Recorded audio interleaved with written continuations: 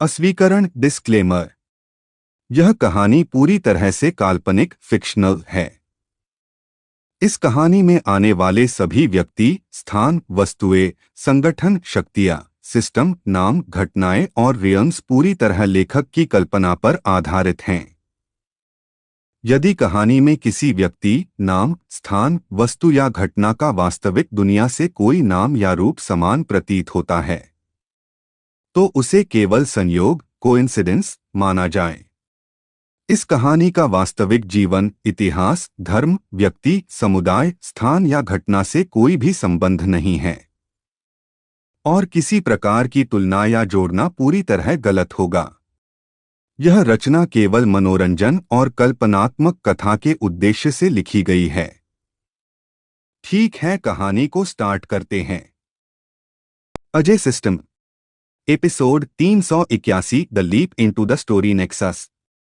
जैसे ही ऑब्जर्वर उस फैलती हुई दरार की ओर झपटा, वीरांश ने बिना एक पल गवाए आगे बढ़कर उसका हाथ पकड़ लिया। लेकिन वह स्पर्श किसी इंसानी शरीर जैसा नहीं, बल्कि धुएं, ठंडी बिजली और टूटते अक्षरों के मिश्रण जैसा था। उसकी उंगलियों से चिंगारियां निकलीं और पूरे बेसमेंट में सफेद रोशनी की लहर दौड़ गई। काव्या ने घबराकर वीरांश का नाम पुकारा, लेकिन अगले ही पल दरार के भीतर से उठे भयंकर खिंचाव ने तीनों को अपनी ओर खींच लिया।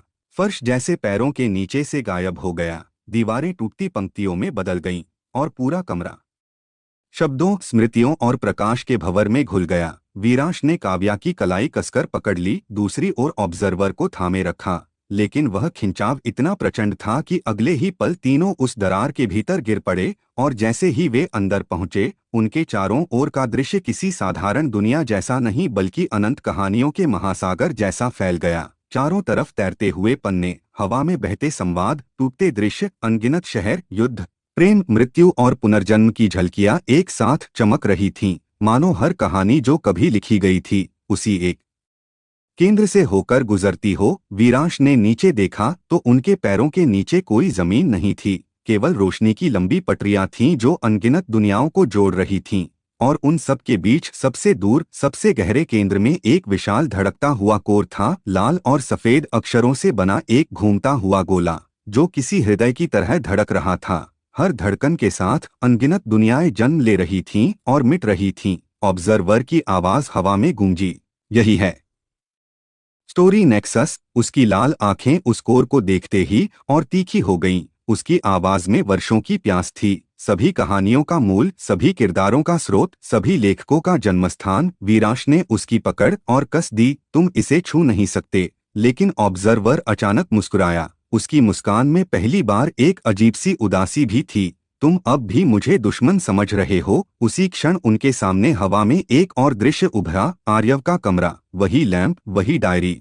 लेकिन इस बार आर्यव तेजी से लिख रहा था, उसकी आंखों में डर था। उसने ऊंची आवाज में कहा, वीरांश, ध्यान से सुनो, नेक्सस केवल कहानियों का स्रोत नहीं, यह चेतनाओं का संगम है। उसकी आवाज कांप रही थी। ऑब्जर्वर कोई बाहरी सत्ता नहीं, वह हर उस लेखक की बची हुई चेतना है जिसने अपनी कहानी अधूरी छोड़ी। यह सुनते ही वीरांश की आंखें फैल गईं। उसने ऑब्जर्वर की ओर देखा, जिसकी मुस्कान अब शांत हो चुकी थी। उसने धीमे स्वर में कहा, हाँ, मैं किसी एक का नहीं, हजारों अधूरी कहानियों का शेष हूँ। काव्या ने अविश्वास से कहा, तो तुम बाहर जाकर क्या करोगे? ऑब्जर्वर ने स्टोरी नेक्सस की ओर हाथ बढ़ाया, जो हर अधूरी कहानी चाहती है पूर्णता। अगले ही क्षण स्टोरी नेक्सस के भीतर से एक गहरी, गर्जन जैसी ध्वनि उठी, और उसके चारों ओर घूमते पन्ने अचानक रुक गए। वीरांश के सामने हवा में उसका ही एक और रूप उभरा। पहला वीरांश, जो पहली दुनिया में काव्या को खो चुका था। उसकी आंखों में दर्द और खालीपन था। फिर दूसरा रूप उभरा, वह वीरांश जिसने रिराइट चुना। फिर तीसरा, चौथा, पांचवा। अनगिनत वीरांश उसके चारों ओर खड़े थे, हर एक अलग कहानी से, हर एक अलग अंत के साथ, और सभी की नजरें उसी पर टिकी थीं। तभी नेक्सस के केंद्र से एक आवाज गूंजी, केवल मूल चेतना ही निर्णय ले सकती है। और अगले ही पल उसके सामने दो चमकते विकल्प उभरे। स्टोरी नेक्सस के उस अनंत शून्य में समय जैसे सांस रोककर खड़ा था। चारों ओर तैरते हुए पन्ने अब स्थिर थे। अनगिनत दुनियाओं की चमकती झलकियां मानो एक ही बिंदु पर सिमट आई थीं, और वीरांश के सामने हवा में जलते हुए दो विकल्प धड़क रहे थे। मर्ज ऑल स्टोरीज और डिस्ट्रॉय द नेक्सस। हर अक्षर किसी धड़कते हुए तारे की तरह चमक रहा था, मानो पूरी सृष्टि का भार उन्हीं दो शब्दों में कैद हो। काव्या उसकी बगल में खड़ी थी। उसकी सांसें तेज थीं, लेकिन आंखों में वही भरोसा था जो हर टूटन के बाद भी वीरांश को संभालता आया था। उसने बहुत धीरे कहा, जो भी फैसला करो, इस बार दिल से करना। वीरांश की नजरें उन दोनों विकल्पों पर जमी रहीं, लेकिन उसी क्षण उसके चारों ओर खड़े उसके अनगिनत रूप एक एक करके बोलने लगे। पहली दुनिया वाला वीरांश आगे बढ़ा। उसकी आवाज थकी हुई थी। डिस्ट्रॉय करो, ताकि कोई और वह दर्द न झेले जो मैंने झेला। दूसरा वीरांश, जिसने रिराइट चुना था, बोला, मर्ज करो, ताकि हर खोई हुई संभावना को एक जीवन मिल सके। तीसरा, जो किसी अंधेरी दुनिया से आया था, फुसफुसाया, नेक्सस टूट गया तो हम सब मिट जाएंगे। चौथा हंसा, मर्ज हुआ तो हम सब एक हो जाएंगे। उन आवाजों का शोर बढ़ता गया। हर दिशा से अलग अलग नियति, अलग अलग अंत, अलग अलग पीड़ा और उम्मीद की गूंज उठने लगी। वीरांश ने दोनों कानों पर हाथ रख लिए, लेकिन आवाजें अब बाहर नहीं बल्कि उसके भीतर से आ रही थीं।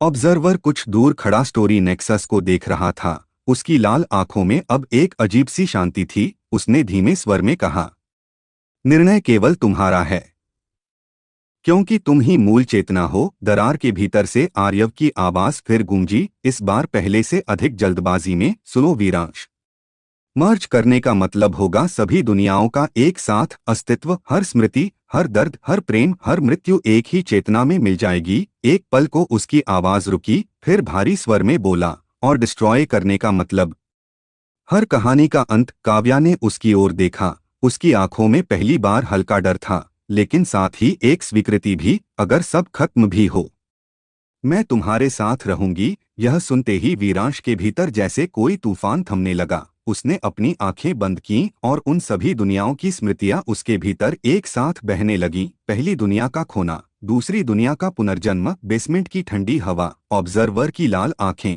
आर्यव की डायरी, काव्या की मुस्कान, हर दर्द, हर जीत, हर टूटन, हर उम्मीद। और फिर उसने एक बात समझी, कहानी का अर्थ केवल उसका अंत नहीं, उसका सफर भी होता है। उसने धीरे धीरे आंखें खोलीं। उसके चेहरे पर पहली बार एक शांत लेकिन दृढ़ निर्णय उभरा। उसने काव्या का हाथ पकड़ा, फिर स्टोरी नेक्सस की ओर देखा और बहुत धीमे लेकिन स्पष्ट स्वर में कहा, मैं किसी दुनिया को मिटाऊंगा नहीं। ऑब्जर्वर की आंखों में चमक कौंधी। वीरांश ने आगे बढ़ते हुए हाथ उस पहले विकल्प की ओर बढ़ाया, मर्ज ऑल स्टोरीज। जैसे ही उसकी उंगलियां उस चमकते हुए शब्द को छूने लगीं, पूरा नेक्सस किसी धड़कते हुए सूरज की तरह कांप उठा। अनगिनत दुनियाओं की रोशनी एक साथ फटने लगी, और उसी क्षण एक तीसरा, पहले से छिपा हुआ विकल्प अचानक लाल आग की तरह उभर आया। स्टोरी नेक्सस के अनंत शून्य में जैसे ही वीरांश की उंगलियां मर्ज ऑल स्टोरीज को छूने वाली थीं, पूरा वातावरण एक भयंकर कंपन से भर उठा। चारों ओर तैरते पन्ने आग की लपटों की तरह घूमने लगे। लाल और सफेद अक्षरों की लहरें एक दूसरे से टकराकर बिजली जैसी चमक छोड़ने लगीं, और उसी प्रचंड रोशनी के बीच वह तीसरा विकल्प अचानक प्रकट हुआ, रिराइट द राइटर। यह शब्द बाकी दोनों विकल्पों से अलग थे। उनमें एक अजीब सी जीवित धड़कन थी, जैसे वे केवल कोई विकल्प नहीं बल्कि किसी अंतिम सत्य का द्वार हो। वीरांश का हाथ हवा में ही ठहर गया। उसकी आंखें उस नए विकल्प पर टिक गईं। काव्या ने हैरानी से फुसफुसाया, राइटर को रिराइट करना, इसका मतलब क्या है? ऑब्जर्वर की लाल आंखें पहली बार हल्की सी फैल गईं, मानो उसने भी इस विकल्प की उम्मीद न की हो। उसकी आवाज धीमी लेकिन गहरी थी, यह विकल्प केवल मूल चेतना के सामने खुलता है। आर्यव की आवाज दरार के भीतर से तेजी से गूंजी, वीरांश, ध्यान से सुनो। अगर तुम राइटर को रिराइट करते हो तो केवल कहानी नहीं, कहानी के जन्म का कारण बदल जाएगा। वीरांश की सांसें और भारी हो गईं। उसके भीतर जैसे अनगिनत स्मृतियां एक साथ खुलने लगीं। उसने फिर वही दृश्य देखा, बारिश की रात, छोटा कमरा, आर्यव मेज पर झुका हुआ, उसकी डायरी के पहले पन्ने पर पहली पंक्ति लिखते हुए। वीरांश जागा, लेकिन इस बार दृश्य रुका नहीं, वह और पीछे गया, और उसने पहली बार आर्यव के चेहरे पर वह दर्द देखा जो उसने पहले कभी नहीं देखा था। उसकी आंखें सूजी हुई थीं। कमरे के कोने में एक पुरानी तस्वीर रखी थी। उसमें आर्यव और एक लड़की साथ खड़े मुस्कुरा रहे थे। वही मुस्कान, वही आंखें, वही चेहरा।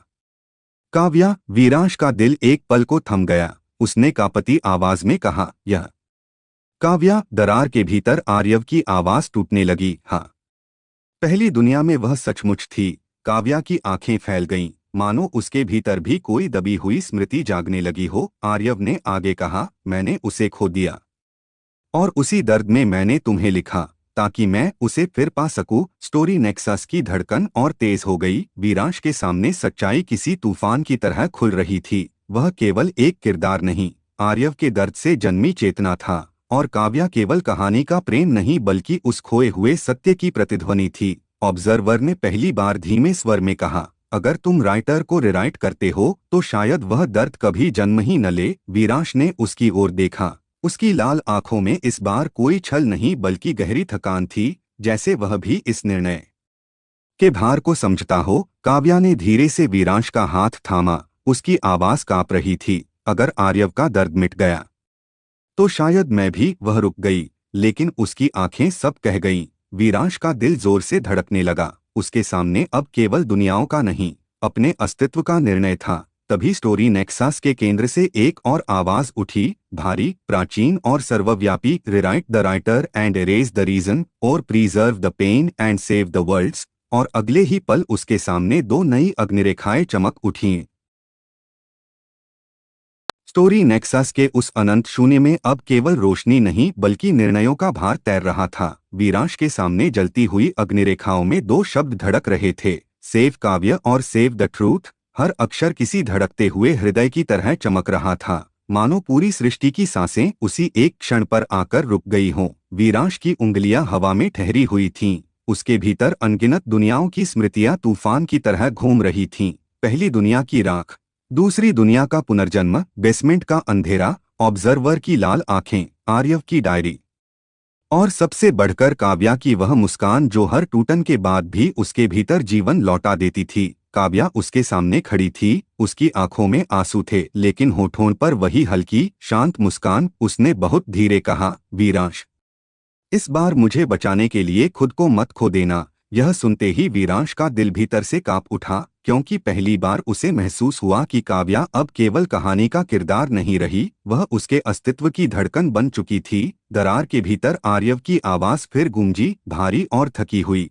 अगर तुम सेव काव्य चुनते हो तो मैं उस रात का दर्द खो दूंगा जिसने तुम्हें जन्म दिया। उसकी आवाज टूटने लगी, लेकिन अगर सेव द ट्रूथ चुना तो वह हमेशा के लिए केवल एक स्मृति बन जाएगी। स्टोरी नेक्सस की धड़कनें अब और तेज हो चुकी थीं। चारों ओर तैरते हुए पन्ने अनगिनत संभावित भविष्य दिखाने लगे। एक दृश्य में वीरांश और काव्या एक शांत दुनिया में साथ खड़े थे, सूरज की रोशनी में मुस्कुराते हुए, लेकिन उस दुनिया के पीछे सभी अन्य दुनियाएं राख में बदल रही थीं। दूसरे दृश्य में काव्या धीरे धीरे रोशनी के कणों में टूट रही थी, जबकि सभी कहानियां, सभी दुनियाएं स्थिर और सुरक्षित थीं। वीरांश ने उन दोनों दृश्यों को देखा और उसके भीतर जैसे कुछ टूटने लगा।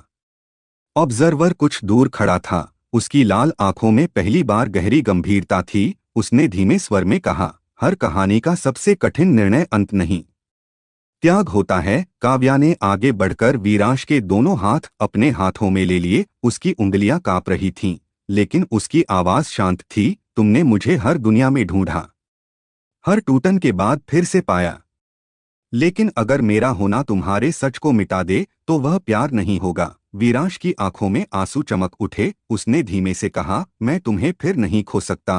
काव्या की मुस्कान और कोमल हो गई, शायद मैं कभी खोई ही नहीं थी, शायद मैं हमेशा तुम्हारे भीतर थी। यह सुनते ही वीरांश के भीतर पहली दुनिया की एक दबी हुई स्मृति अचानक चमक उठी। आर्यव की तस्वीर में वही मुस्कान, वही आंखें, वही एहसास। उसे अचानक समझ आया कि काव्या केवल आर्यव के अतीत की लड़की नहीं बल्कि उसकी आत्मा का वह हिस्सा थी जिसे उसने दर्द से बचाने के लिए कहानी में बदल दिया था। यानी अगर वह काव्या को बचाता है तो वह उस दर्द को हमेशा के लिए जीवित रखेगा, और अगर सच को बचाता है तो वह उस मूल घाव को स्वीकार करेगा जिससे सब शुरू हुआ। स्टोरी नेक्सस के केंद्र से वही प्राचीन आवाज फिर गूंजी, choose now, original consciousness, the worlds are collapsing. अगले ही क्षण चारों ओर की दुनियाएं दरकने लगीं, पन्ने जलने लगे और नेक्सस के भीतर लाल दरारें फैल गईं। वीरांश ने कांपते हुए अपना हाथ आगे बढ़ाया और उसकी उंगलियां धीरे धीरे सेव द ट्रूथ की ओर बढ़ने लगीं।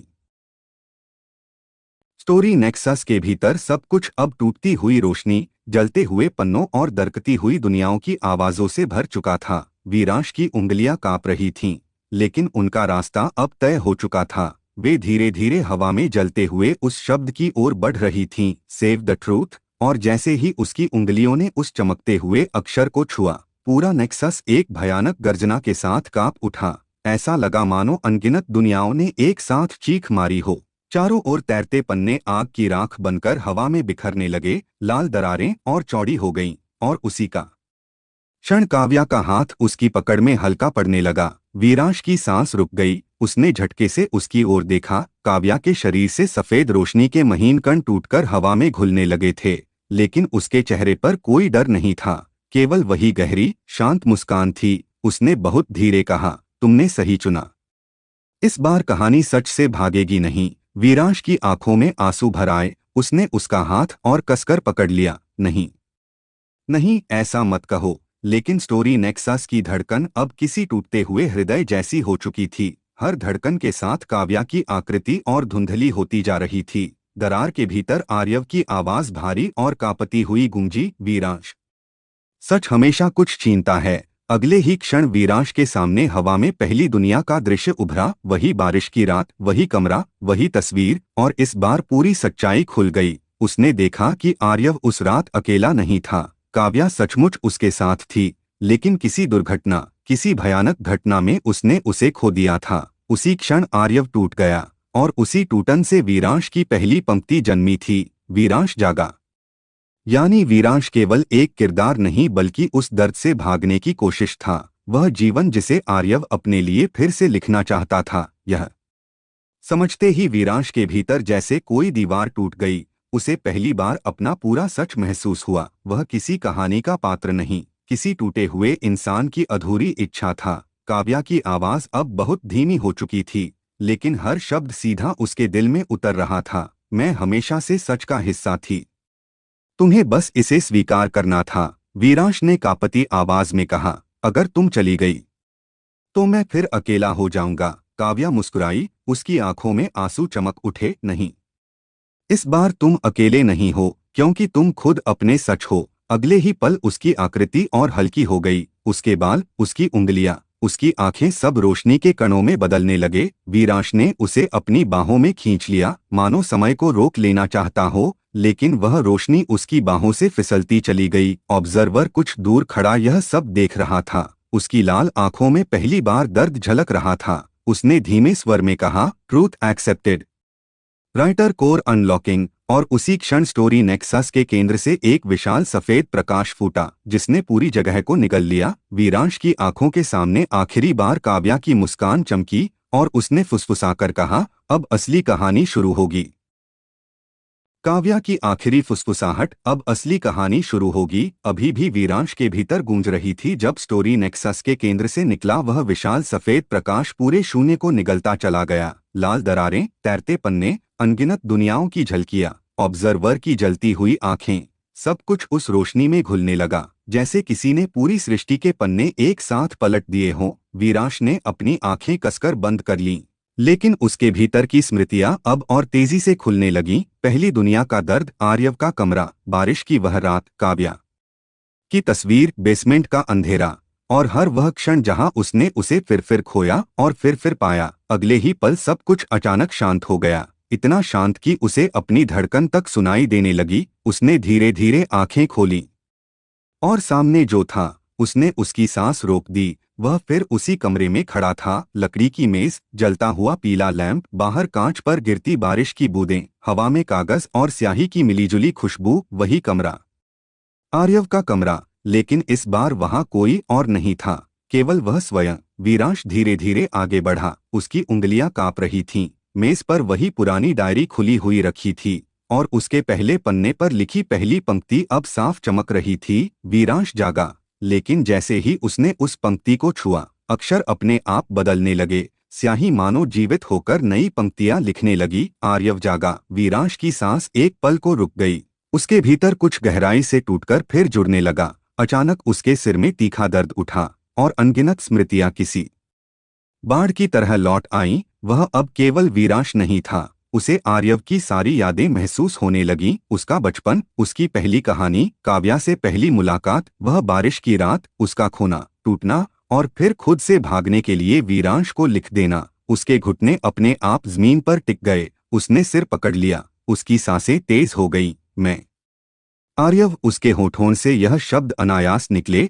तभी कमरे के कोने में रखा आईना धीरे धीरे चमकने लगा। उसने सिर उठाकर उसमें देखा और आईने में जो चेहरा था वह अब पूरी तरह वीरांश का नहीं बल्कि आर्यव और वीरांश दोनों का मिलाजुला रूप था, मानो दोनों चेतनाएं एक हो चुकी हों। उसी पल पीछे से एक धीमी आवाज आई, अब तुम समझ गए। वीरांश ने पलटकर देखा। ऑब्जर्वर दरवाजे के पास खड़ा था, लेकिन इस बार उसकी लाल आंखें बुझ चुकी थीं। उसका चेहरा शांत था, लगभग मानवीय। उसने धीमे स्वर में कहा, तुम्हें अपने सच तक पहुंचाने के लिए ही मैं हर परत में तुम्हारा पीछा करता रहा। वीरांश की आंखों में दर्द और क्रोध एक साथ चमके। तो काव्या, ऑब्जर्वर की आवाज पहली बार नरम हुई। वह कभी केवल स्मृति नहीं थी, वह तुम्हारी सबसे गहरी इच्छा थी, जिसे तुमने हर दुनिया में जीवन दिया। वीरांश का दिल भीतर से कस गया। उसने धीमे स्वर में पूछा, क्या वह सचमुच चली गई? ऑब्जर्वर कुछ पल चुप रहा, फिर उसकी नजर मेज पर रखी डायरी के अंतिम पन्ने पर गई,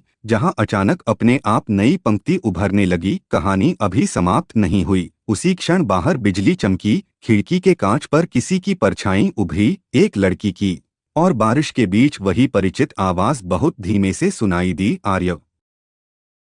खिड़की के बाहर गिरती बारिश की बूंदों के बीच वह धीमी सी आवाज, आर्यव, जैसे कमरे की हर दीवार से टकराकर वीरांश, या शायद अब आर्यव, वीरांश के भीतर गहराई तक उतर गई। उसकी सांसें एक पल को थम गईं। दिल की धड़कन इतनी तेज हो गई मानो वह सीने से बाहर आ जाएगी। उसने धीरे धीरे खिड़की की ओर कदम बढ़ाया। बाहर अंधेरी रात थी। सड़क पर पीली स्ट्रीट लाइट की रोशनी बारिश की धारों में टूटकर बिखर रही थी, और उसी धुंधली रोशनी के बीच उसे एक आकृति दिखाई दी, सफेद दुपट्टे जैसी हल्की परछाई, लंबे बाल और वही शांत खड़ी हुई मौजूदगी जिसे वह अनगिनत दुनियाओं में खोकर फिर पाता रहा था। उसकी उंगलियां खिड़की के ठंडे कांच पर टिक गईं, होंठ कांपे। काव्या। उसी क्षण बिजली चमकी और बाहर की परछाई एक पल के लिए बिल्कुल साफ हो गई। वही चेहरा, वही आंखें, वही मुस्कान जो हर दुनिया में उसके लिए रोशनी बनती रही थी। लेकिन अगले ही पल वह परछाई बारिश की परतों में धुंधली होकर पीछे हटने लगी। वीरांश बिना एक पल गवाए दरवाजे की ओर दौड़ा।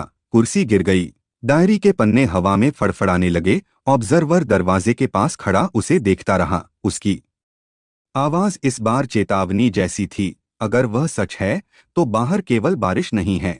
लेकिन वीरांश अब रुकने की स्थिति में नहीं था। उसने दरवाजा झटके से खोला और ठंडी बारिश उसके चेहरे से टकराई। बाहर की हवा में मिट्टी की गंध और किसी अनजानी बेचैनी का एहसास घुला हुआ था। सड़क सुनसान थी, पानी की धाराएं किनारों से बह रही थीं, लेकिन कुछ कदम आगे वही परछाई धीरे धीरे आगे बढ़ रही थी, जैसे उसे अपने पीछे बुला रही हो। वीरांश उसके पीछे चल पड़ा।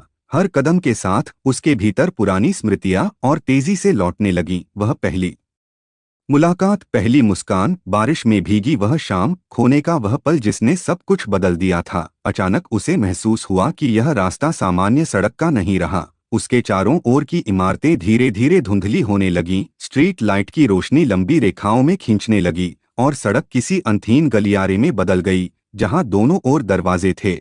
हर दरवाजे पर एक संख्या चमक रही थी, 1, 2, 3, 4, अनगिनत, जैसे हर दरवाजा किसी अलग दुनिया, किसी अलग कहानी का प्रवेश द्वार हो। सामने चलती काव्या की परछाई एक दरवाजे के सामने जाकर रुक गई। उस पर संख्या चमक रही थी, 000। वीरांश का दिल जोर से धड़का। उसने धीरे से कहा, यह कौन सी दुनिया है? तभी पीछे से ऑब्जर्वर की आवाज हवा में गूंजी, मानो वह कहीं दूर होते हुए भी पास हो। यह पहली कहानी से पहले की जगह है, ओरिजिन हॉल। वीरांश की आंखें फैल गईं। काव्या की परछाई ने पहली बार उसकी ओर मुड़कर देखा। उसकी आंखों में इस बार कोई धुंधलापन नहीं बल्कि गहरी, जीवित चमक थी। उसने बहुत धीमे स्वर में कहा, अगर मुझे सच में वापस पाना है तो तुम्हें उस रात को बदलना होगा। वीरांश की सांस अटक गई। उसके सामने दरवाजा 000 अपने आप धीरे धीरे खुलने लगा। भीतर वही बारिश वाली रात दिखाई देने लगी। वही रात जब आर्यव ने काव्या को खोया था। दरवाजा 000 धीरे धीरे पूरी तरह खुल गया और उसके भीतर से उठती ठंडी हवा सीधे वीरांश के चेहरे से टकराई। वह हवा केवल बारिश की ठंडक नहीं बल्कि बीते हुए दर्द, अधूरी यादों और दबे हुए सच की सिहरन अपने साथ लाई थी। उसके सामने वही रात जीवित होकर खड़ी थी। आसमान काले बादलों से भरा हुआ, लगातार चमकती बिजली, सड़क पर बेतहाशा बरसती बारिश और दूर तक फैला सन्नाटा। मानो पूरी दुनिया उस एक घटना की प्रतीक्षा कर रही हो जिसने सब कुछ बदल दिया था। वीरांश ने धीरे से कदम आगे बढ़ाया और अगले ही पल वह उस रात के भीतर था। उसके पैरों के नीचे पानी जमा था। स्ट्रीट लाइट की पीली रोशनी उसमें कांप रही थी। हवा में वही मिट्टी और भीगी यादों की गंध थी। उसका दिल तेजी से धड़कने लगा क्योंकि यह कोई दृश्य नहीं बल्कि वास्तविकता की जड़ थी। ओरिजिन हॉल का सबसे गहरा सच। सामने कुछ दूरी पर उसने आर्यव को देखा। असली आर्यव, बारिश में भीगा हुआ, हाथ में छाता, चेहरे पर चिंता और बेचैनी। वह बार बार सड़क के उस मोड़ की ओर देख रहा था जहां से काव्या आने वाली थी। वीरांश की सांसें थम गईं। यह वही क्षण था जिसने उसकी पूरी कहानी को जन्म दिया था। उसी पल सड़क के दूसरी ओर से काव्या दौड़ती हुई दिखाई दी। उसके चेहरे पर वही मुस्कान, बाल बारिश से भीगे हुए। वह कुछ कहना चाहती थी, उसके होंठ हिले, आर्यव, लेकिन उसी क्षण दूर से तेज हेडलाइट्स की सफेद रोशनी अंधेरे को चीरती हुई आई। एक ट्रक बेकाबू रफ्तार से उसी सड़क की ओर बढ़ रहा था। वीरांश का दिल जैसे सीने में फट पड़ा। अब उसे सब याद आ गया। यही वह पल था, यही वह दुर्घटना, यही वह टूटन जिसने सब कुछ बदल दिया। उसने बिना सोचे दौड़ लगा दी। पानी उसके पैरों के नीचे उछलता गया। उसने पूरी ताकत से चिल्लाया, काव्या, पीछे हटो, लेकिन उसकी आवाज मानो समय की दीवारों में अटक गई। असली आर्यव भी उसी क्षण उसकी ओर दौड़ा। उसकी आंखों में भय साफ दिखाई दे रहा था। बिजली चमकी, ट्रक की आवाज और तेज हो गई और अगले ही पल वीरांश ने खुद को बीच सड़क में कूदते हुए पाया। उसने पूरी ताकत से काव्या को धक्का देकर सड़क के किनारे गिरा दिया। उसी क्षण ट्रक की हेडलाइट्स उसकी आंखों में भर गईं। एक तेज टक्कर की गर्जना गूंजी और पूरा दृश्य सफेद रोशनी में डूब गया। कुछ क्षणों बाद जब आवाजें धीमी हुईं तो बारिश अब भी बरस रही थी, लेकिन सड़क पर सब कुछ बदल चुका था। वीरांश घुटनों के बल गिरा हुआ था। उसकी सांसें भारी थीं। उसने कांपते हुए सिर उठाया। काव्या सड़क के किनारे सुरक्षित थी। उसकी आंखों में सदमा और आंसू थे। असली आर्यव उसके पास खड़ा था, पूरी तरह स्तब्ध, मानो वह समझ ही नहीं पा रहा था कि अभी क्या हुआ। तभी वीरांश ने देखा, सड़क के बीचों बीच कोई और पड़ा था, बारिश की धारों में भीगा हुआ। उसका चेहरा धीरे धीरे साफ हुआ और वह चेहरा उसका अपना था, वीरांश का, या शायद उस चेतना का जिसने अब तक हर दुनिया में सफर किया था। उसकी सांसें टूट रही थीं, होठों पर हल्की मुस्कान आई। उसने धीमे से कहा, इस बार कहानी टूटेगी नहीं। काव्या चीखते हुए उसकी ओर दौड़ी, लेकिन उसी क्षण हवा में लाल अक्षरों की एक लकीर चमकी। ओरिजिन हॉल की दीवारों से वही प्राचीन आवाज गूंजी, timeline violation detected, paradox initiated. और अगले ही पल पूरी रात दरकने लगी। सड़क, बारिश, आसमान, सब कुछ टूटते कांच की तरह बिखरने लगा, क्योंकि वीरांश ने केवल एक घटना नहीं बदली थी, उसने अपनी ही उत्पत्ति को बदल दिया था। उस एक पल के बाद पूरी रात जैसे अपने ही अस्तित्व के खिलाफ विद्रोह पर उतर आई। सड़क दरकने लगी। बारिश की हर बूंद हवा में ठहरकर कांच के टुकड़ों की तरह चमकने लगी। आसमान में चमकती बिजली अब सीधी धरती पर नहीं बल्कि समय की परतों पर गिर रही थी और वीरांश के चारों ओर पूरी दुनिया टूटे हुए शीशे की तरह चटकने लगी। हर दरार के भीतर उसे अलग अलग दृश्य दिखाई देने लगे। एक दुनिया जहां काव्या बच गई थी, दूसरी जहां आर्यव फिर भी टूट चुका था, तीसरी जहां वीरांश कभी जन्मा ही नहीं था, चौथी जहां सब कुछ अंधेरे में डूबा हुआ था।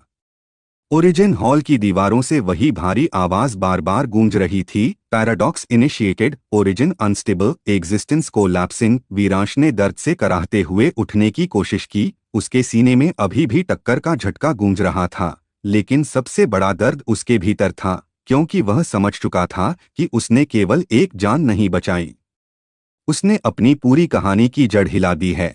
काव्या घुटनों के बल उसके पास आ गई। उसके हाथ कांप रहे थे, बारिश और आंसू उसके चेहरे पर एक साथ बह रहे थे।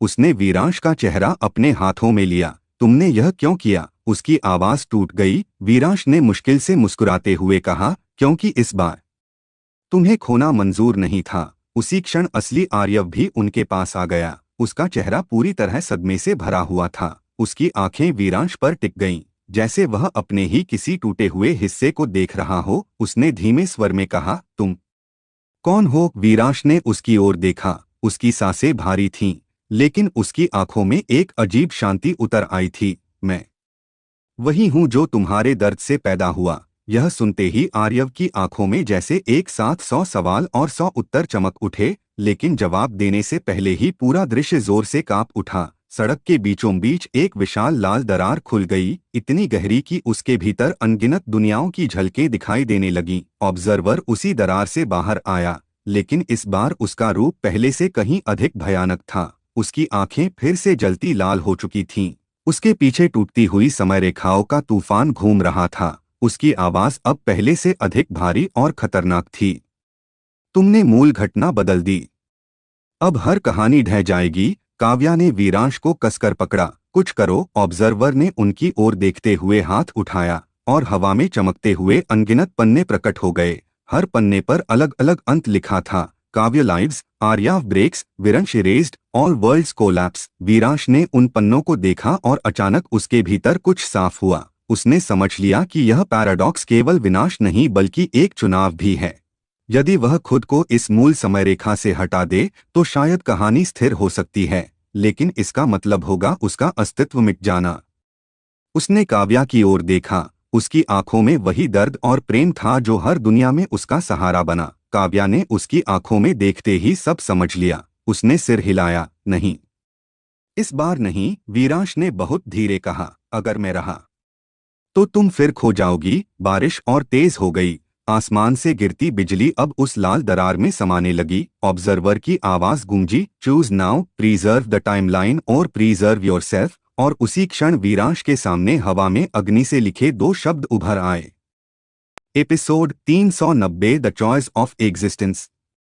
लाल दरार के भीतर घूमता हुआ वह पैराडॉक्स स्टॉर्म अब पूरी रात को निगलने लगा था। आसमान में बिजली की रेखाएं किसी टूटी हुई कहानी के शब्दों की तरह चमक रही थीं। बारिश की हर बूंद जैसे समय के कांच पर गिरकर उसे और चटका रही थी। और वीरांश के सामने हवा में जलते हुए वे 2 शब्द धड़क रहे थे। एरेज विरंश बटा ब्रेक रियलिटी। हर अक्षर किसी जीवित आग की तरह सांस ले रहा था, मानो पूरी सृष्टि उसी एक निर्णय पर टिकी हो। काव्या उसकी बाह पकड़े खड़ी थी। उसकी आंखों में डर साफ दिखाई दे रहा था। नहीं, तुम खुद को मिटाने के बारे में सोच भी मत। उसकी आवाज कांप रही थी, लेकिन वीरांश के भीतर अब एक अजीब शांति उतरने लगी थी। उसने उन शब्दों को देखा और उसके भीतर हर दुनिया की स्मृतियां एक साथ चमक उठीं। पहली मुलाकात, पहली मौत, पहला पुनर्जन्म, हर एपिसोड, हर दर्द, हर जीत, हर बार काव्या को खोकर फिर पाने की कोशिश। उसे पहली बार महसूस हुआ कि वह केवल एक किरदार नहीं बल्कि उन सभी दुनियाओं का सार है।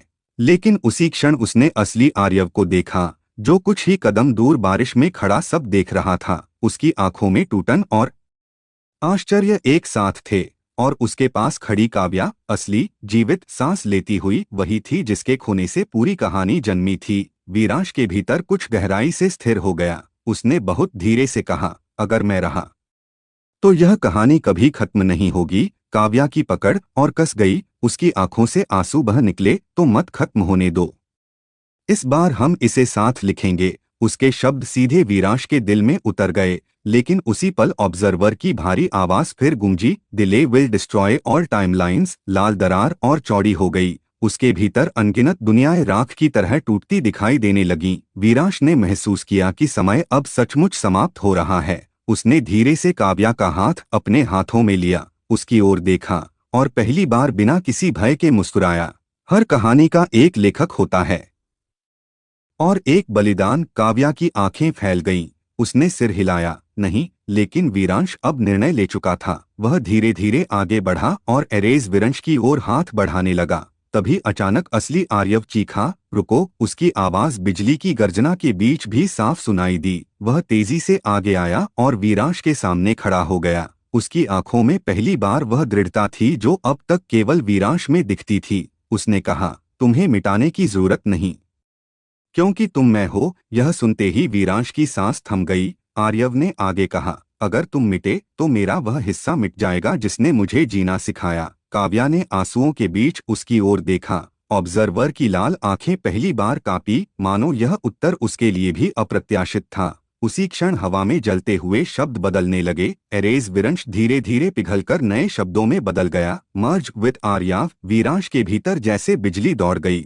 उसे अचानक समझ आया कि खुद को मिटाना अंत नहीं, बल्कि अपने मूल अस्तित्व में लौटना ही स्थिरता का रास्ता है। अगर वह आर्यव में समा जाए तो पैराडॉक्स बंद हो सकता है और वह पूरी तरह मिटे बिना अपनी चेतना को जीवित रख सकता है। स्टोरी नेक्सस की आवाज गूंजी, फाइनल रेजोल्यूशन पाथ अनलॉक्ड। और अगले ही पल वीरांश और आर्यव के बीच एक सफेद रोशनी की रेखा चमक उठी जो दोनों के सीने को जोड़ रही थी। Ajay system. Episode 391 the merge begins. सफेद रोशनी की वह धड़कती हुई रेखा जैसे ही वीरांश और आर्यव के सीने को जोड़ते हुए और तेज हुई, पूरी ओरिजिन टाइमलाइन एक साथ कांप उठी। बारिश अब भी बरस रही थी, लेकिन उसकी हर बूंद मानो समय के कणों में बदल चुकी थी। हवा में टूटती दुनियाओं की आवाजें गूंज रही थीं। दूर लाल दरार के भीतर अनगिनत टाइमलाइंस एक एक कर बुझती दिखाई दे रही थीं। और उसी केओस के बीच वीरांश ने पहली बार अपने भीतर एक अजीब सी खिंचाव महसूस की, जैसे कोई उसे उसके असली घर की ओर बुला रहा हो। आर्यव की आंखें उसकी आंखों से जुड़ी थीं। उनमें दर्द भी था, अपनापन भी, और एक ऐसा सच भी जो अब तक केवल परछाइयों में छिपा था। अगले ही पल सफेद रोशनी ने दोनों को पूरी तरह घेर लिया। काव्या ने घबराकर उनका नाम पुकारा, लेकिन उसकी आवाज अब किसी दूर घाटी से आती हुई प्रतीत हुई, क्योंकि वीरांश और आर्यव की चेतनाएं धीरे धीरे एक दूसरे में समाने लगी थीं। वीरांश के भीतर उसकी पूरी जर्नी फ्लैश होने लगी। पहला जागना, पहला डर, पहला मिशन, सिस्टम की पहली नोटिफिकेशन, बेसमेंट का रहस्य, अनगिनत लड़ाइयाँ, दुनिया दर दुनिया सफर, और हर बार काव्या को बचाने की तड़प। उसी के साथ आर्यव की मेमोरीज भी उसके भीतर उतरने लगीं। बचपन की हंसी, पहली बार कहानी लिखने का सपना, काव्या से पहली मुलाकात, उसका हाथ थामना, और फिर उस एक रात का टूटना। दोनों की सांसें एक साथ भारी हो गईं, और फिर अचानक सब कुछ शांत हो गया। वीरांश ने महसूस किया कि अब वह दो अलग अस्तित्व नहीं रहे। उसकी धड़कन और आर्यव की धड़कन एक हो चुकी थी। उसी क्षण हवा में वही परिचित आवाज गूंजी, system initialising, core memory restore. Viransh की आंखें फैल गईं। सफेद रोशनी के भीतर अचानक अनगिनत सिस्टम विंडोज तैरने लगीं। Quests, levels, hidden rewards, skill trees, all missions, सब कुछ उसकी आंखों के सामने खुलने लगा। और फिर सबसे ऊपर एक सुनहरी विंडो चमकी, सिस्टम ओरिजिन अनलॉक्ड। जैसे ही वह टेक्स्ट चमका, उसके सामने वही रात जीवित हो उठी जब एक्सीडेंट के बाद आर्यव अकेला एक अंधेरे कमरे में बैठा था। हाथ में डायरी, आंखों में आंसू, और कांपते हाथों से उसने पहली लाइन लिखी थी, काश मैं सब कुछ बदल पाता। जैसे ही यह लाइन पूरी हुई, डायरी के पन्नों से लाल और सुनहरी रोशनी निकली और स्टोरी नेक्सस ने उस विश को पकड़ लिया। वीरांश ने शौक में देखा कि उसी पल पहली बार सिस्टम की आवाज गूंजी थी, होस्ट सिलेक्टेड। उसकी सांस रुक गई। अब उसे समझ आया, सिस्टम कोई बाहरी शक्ति नहीं था, वह उसी ब्रोकन विश का रूप था। उसकी अपनी डेस्टिनी, आर्यव के टूटे दिल की शक्ति, और फ्यूचर राइटर कोर का फ्यूजन। तभी ऑब्जर्वर की आवाज फिर गूंजी, लेकिन इस बार उसमें कोई हॉस्टिलिटी नहीं थी, केवल गंभीरता थी। अब तुम सच जान चुके हो। तुम सिस्टम के चुने हुए नहीं थे, तुम सिस्टम के क्रिएटर हो। उसी पल वीरांश आर्यव की मर्ज्ड कॉन्शियसनेस के भीतर एक विस्फोट सा हुआ, और उसके सामने हर वह चेहरा उभरने लगा जो उसकी लंबी जर्नी का हिस्सा रहा था। काव्या, अनन्या, मीरा, रिया, निशा, और वे सभी स्त्रियां जिन्होंने अलग अलग दुनियाओं में उसका साथ दिया, उसके दर्द में खड़ी रहीं, उसकी जीत में मुस्कुराईं, उसकी हार में टूटकर भी उसके लिए लड़ी। और तभी उसके भीतर एक गहरी इच्छा उठी, अब अंत ऐसा होगा जहां कोई बिछड़े नहीं, कोई अधूरा न रहे, फैमिली फिर से एक हो, हर रिश्ता अपने मुकाम तक पहुंचे। काव्या ने उसकी ओर देखते हुए धीरे से हाथ बढ़ाया। उसकी आंखों में आंसू थे, लेकिन होठों पर हल्की मुस्कान। इस बार हम सब साथ रहेंगे, है ना? वीरांश आर्यव ने पहली बार पूरी शांति से मुस्कुराते हुए उसका हाथ थाम लिया, लेकिन उसी क्षण पैराडॉक्स स्टॉर्म और भी भयानक रूप लेकर उनके ऊपर टूट पड़ा, क्योंकि मर्ज तो शुरू हो चुका था, लेकिन फाइनल रियलिटी अभी भी कोलैप्स के एज पर थी। The creators memory. Paradox storm की गर्जना अब किसी साधारण तूफान जैसी नहीं, बल्कि टूटती हुई सृष्टि की चीख जैसी लग रही थी। सफेद रोशनी में घिरे वीरांश आर्यव की मर्ज्ड चेतना के चारों ओर अनगिनत टाइमलाइंस घूम रही थीं। हर टाइमलाइन में कोई चेहरा, कोई रिश्ता, कोई अधूरी कसम, कोई अधूरा सपना चमक रहा था। और उसी केओस के बीच सिस्टम की सुनहरी विंडोज एक एक कर खुलने लगी, जैसे अब तक दबा हुआ हर सच अपने आप सामने आना चाहता हो। पहली विंडो पर लाल अक्षरों में लिखा उभरा, क्रिएटर मेमोरी रिस्टोर 1%, 8%, 25%। और जैसे जैसे प्रतिशत बढ़ा, वीरांश के भीतर नई स्मृतियां उतरने लगी। उसने खुद को एक और टाइमलाइन में देखा, एक ऐसी दुनिया जहां वह और आर्यव अलग अलग अस्तित्व नहीं बल्कि एक ही व्यक्ति थे। वही कमरा, वही मेज, वही डायरी, लेकिन इस बार डायरी के पन्नों पर केवल दर्द नहीं बल्कि कोड जैसी ग्लोइंग लाइंस लिखी थीं। हर लाइन एक क्वेस्ट थी, हर शब्द एक फ्यूचर इवेंट, हर नाम एक डेस्टिनी पॉइंट। उसने शौक में देखा कि उन पन्नों पर पहले से लिखा था, Kavya lost, basement opens, observer arrives, story nexus awakens, Viransh born. उसकी सांस अटक गई। यह सब पहले से लिखा हुआ था, यानी सिस्टम केवल रिएक्शन नहीं बल्कि प्रीरिटन पाथ भी था। उसी क्षण दूसरी मेमोरी खुली, फ्यूचर की एक उजली शांत दुनिया, जहां एक मैच्योर आर्याव अकेला विशाल हॉल में खड़ा था। उसके सामने फ्लोटिंग स्क्रीन्स पर अनगिनत ब्रोकन रियलिटीज दिख रही थीं। उसकी आंखों में वही दर्द था, लेकिन इस बार साथ में दृढ़ता भी थी। उसने हवा में हाथ उठाकर कहा था, अगर पास्ट को बचाना है तो मुझे अपने ही टूटे हिस्से को वापस भेजना होगा। और उसी क्षण उसने अपनी कॉन्शसनेस का एक हिस्सा समय के पार भेज दिया था। वही हिस्सा विरंश बना, वही हिस्सा सिस्टम का होस्ट बना। वीरांश की आंखें फैल गईं। अब उसे सब समझ आने लगा। वह किसी दुनिया में रैंडमली पैदा नहीं हुआ था, उसे फ्यूचर आर्याव ने खुद बनाया था, अपने पास्ट सेल्फ को बचाने के लिए, अपने टूटे हुए दिल को फिर से जोड़ने के लिए। तभी तीसरी मेमोरी खुली और इस बार उसके सामने वे सभी स्त्रियां एक एक कर उभर आईं जिन्होंने उसकी लंबी जर्नी में उसके साथ जीवन के बंधन बनाए थे। काव्या की शांत मुस्कान, अनन्या की निष्ठा, मीरा का बलिदान, रिया की हंसी, निशा की अटूट वफादारी। हर दुनिया में वे अलग थीं, लेकिन हर एक का संबंध उसी क्रिएटर कोर से जुड़ा था, जैसे डेस्टिनी ने उन्हें उसके जीवन की अधूरी परतों को पूरा करने के लिए भेजा हो। वीरांश आर्यव के भीतर एक गहरी इच्छा फिर जागी, फाइनल एंड में कोई अकेला न रहे, हर रिश्ता अपने मुकाम तक पहुंचे, हर बिछड़ा व्यक्ति फैमिली बनकर लौटे। उसी क्षण काव्या ने उसके कंधे पर हाथ रखा। उसकी आवाज बारिश और बिजली के बीच भी बिल्कुल साफ सुनाई दी, तुम्हारी कहानी केवल तुम्हारी नहीं है, हम सबकी है। उसके शब्द सीधे उसकी मर्ज्ड चेतना में उतर गए, लेकिन तभी ऑब्जर्वर अचानक उनके सामने प्रकट हुआ। इस बार उसका चेहरा पहले से कहीं अधिक गंभीर था। उसकी लाल आंखों में पहली बार एक चेतावनी के साथ करुणा भी थी। क्रिएटर मेमोरी रिस्टोर कंप्लीट होने से पहले पैराडॉक्स कोर को बंद करना होगा, वरना सभी टाइमलाइंस परमानेंटली कोलैप्स हो जाएंगी। हवा में एक विशाल लाल गोला उभर आया,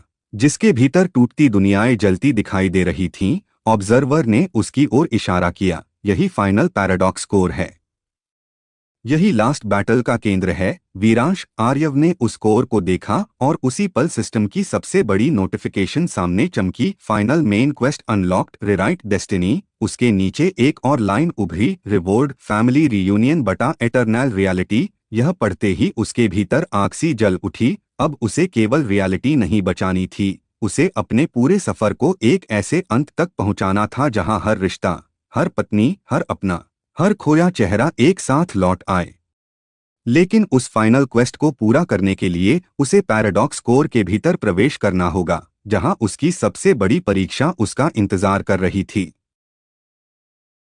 the final core, final main quest की सुनहरी नोटिफिकेशन जैसे ही वीरांश आर्यव की मर्ज्ड चेतना के सामने चमकी, पूरा ओरिजिन हॉल एक बार फिर जोर से कांप उठा। पैराडॉक्स कोर अब पहले से कहीं अधिक विशाल हो चुका था। वह कोई साधारण ऊर्जा गोला नहीं बल्कि अनगिनत टूटी दुनियाओं, अधूरी यादों और बिखरे रिश्तों का धड़कता हुआ हृदय था। उसके भीतर लाल, सुनहरी और काली रोशनी लगातार टकरा रही थी, जैसे हर टाइमलाइन अपने अस्तित्व के लिए लड़ रही हो। वीरांश ने काव्या का हाथ एक पल के लिए कसकर थामा। उसकी आंखों में वह शांत दृढ़ता उतर चुकी थी जो केवल अंतिम युद्ध से पहले आती है। उसने धीमे से कहा, इस बार कोई पीछे नहीं छूटेगा।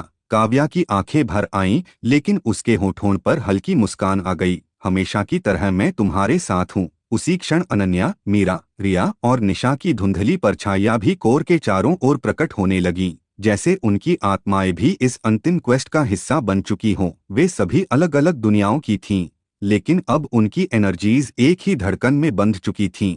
वीरांश ने पहली बार साफ महसूस किया कि उसकी पूरी जर्नी में बने सभी रिश्ते केवल साइड स्टोरीज नहीं थे, वे उसके क्रिएटर कोर की इनकम्प्लीट इमोशनल फ्रैगमेंट्स थे।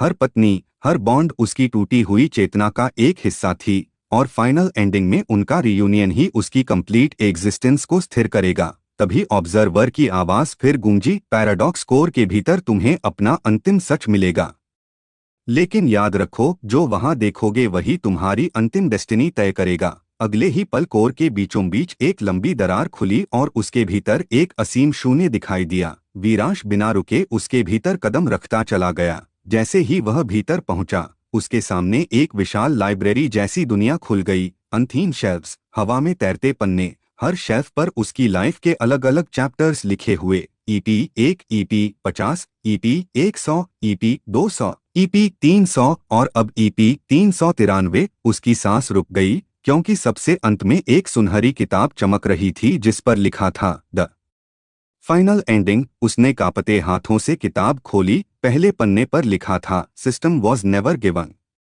It was born from loss. दूसरा पन्ना, Viransh was never separate, he was the author's second life. तीसरा पन्ना, only when every broken bond returns as family will reality stabilise. उसकी आंखों में एक साथ शॉक और रिलीफ उतर आया। अब सब कुछ साफ था। तभी किताब के अंतिम पन्ने पर आग से लिखा एक नाम चमका, काव्य, the first wife, the first love. और उसके बाद क्रमशः बाकी नाम उभरने लगे, अनन्या, मीरा, रिया, निशा। हर नाम के साथ एक मेमोरी बर्स्ट उसके भीतर उतरता गया। हर रिश्ता, हर वादा, हर अधूरी शादी, हर इमोशनल आर्क अब फाइनल रियूनियन की ओर बढ़ रहा था। तभी अचानक किताब का आखिरी पन्ना खुद ब खुद पलटा और उस पर सुनहरी रोशनी में लिखा उभरा, total vibes link to MC 5। Viransh की आंखें फैल गईं। ऑब्जर्वर की आवाज गूंजी, इन 5 बंधनों के पूर्ण रियूनियन के बिना तुम्हारी दुनिया स्थिर नहीं होगी। उसी क्षण लाइब्रेरी के चारों ओर दरारें पड़ने लगीं। पैराडॉक्स कोर अंतिम कोलैप्स की ओर बढ़ रहा था और हवा में अंतिम क्वेस्ट चमक उठा, next quest, bring the 5 bonds together. Viransh ने किताब बंद की। उसकी आंखों में अब केवल एक लक्ष्य था, अंतिम एपिसोड्स में वह अपने हर रिश्ते को एक ही फैमिली में बदलकर इस कहानी को कंप्लीट करेगा। The 5 bonds awakening. Paradox core की उस अनथीन लाइब्रेरी में गूंजती हुई टूटन की आवाज अब और तेज हो चुकी थी। हर शेल्फ पर रखी मेमोरीज की किताबें एक एक कर हवा में उठने लगीं। उनके पन्ने अपने आप खुलकर चमकने लगे, जैसे पूरी कहानी अपने अंतिम अध्याय की ओर दौड़ रही हो। वीरांश ने अपनी मुट्ठी कस ली। उसकी आंखों में अब कोई भ्रम नहीं था, केवल एक लक्ष्य था, अपने 5 बंधनों को एक ही डेस्टिनी में जोड़ना।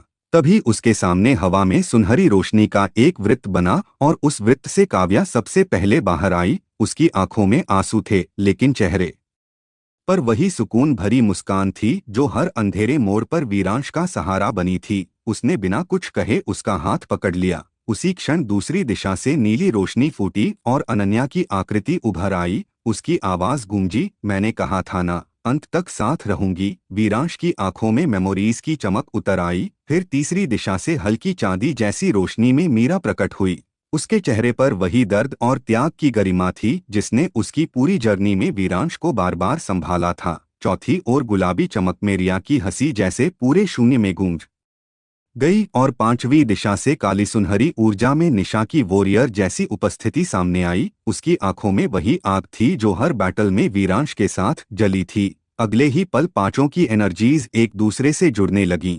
लाइब्रेरी की छत के ऊपर एक विशाल सिंबल उभर आया, द फैमिली क्रेस्ट। ऑब्जर्वर की आवाज गूंजी, 5 bonds synchronised, reality stabilisation at 42%। लेकिन उसी क्षण पैराडॉक्स कोर के केंद्र से एक भयावह काली लपट फूटी जिसने पूरे हॉल को हिला दिया। हवा में एक विशाल शैडो फॉर्म बनने लगा। उसका चेहरा वीरांश जैसा था, लेकिन आंखें पूरी तरह लाल थीं। उसकी मुस्कान ठंडी और भयानक थी। ऑब्जर्वर की आवाज पहली बार सचमुच चिंतित सुनाई दी, paradox shadow, the dark remnant of every broken timeline. Viransh ने उस आकृति को देखते ही महसूस किया कि यह कोई बाहरी शत्रु नहीं बल्कि उसके अपने सारे डर, अधूरे रिश्ते, खोई हुई दुनियाएं और फेल्ड एंडिंग्स का संगठित रूप था।